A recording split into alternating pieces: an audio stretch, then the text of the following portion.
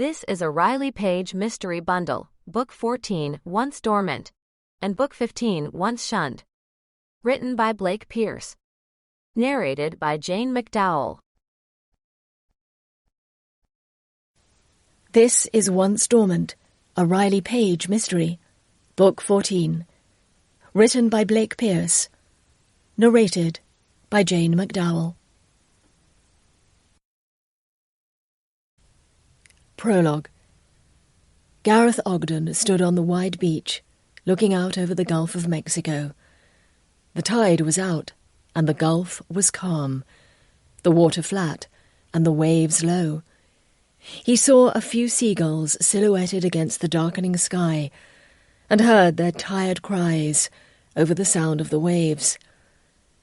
He took a puff of his cigarette, and thought with a bitter smile, "The gulls sound like they hate this weather too." He wasn't sure why he'd even bothered to walk down here from his house. He used to enjoy the sounds and smells of the beach in the evening. Maybe it was just his age, but he found it hard to enjoy much of anything in this muggy heat. Summers were getting hotter than they ever used to. Even after dusk, like this, the breeze off the water offered no relieving coolness, and the humidity was suffocating. He finished his cigarette and ground it into the sand with his foot. Then he turned away from the water to walk back across the waterfront drive toward his house, a weather-beaten structure that looked out over the old road and the desolate beach. As he trudged across the stretch of sand, Gareth thought of all the repairs he'd had to do on the house after the last hurricane, just a few years back.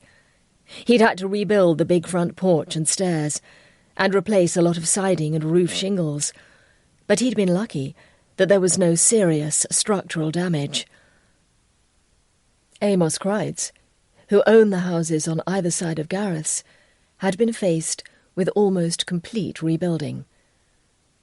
That goddamn storm, he thought, swatting at a mosquito. Property values had plummeted since then.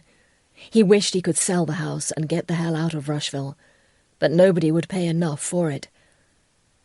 Gareth had lived in this town all his life, and he sure didn't feel like it had done him any favours. As far as he was concerned, Rushville had been going downhill for a long time, at least ever since the interstate had passed it by. He could remember how it had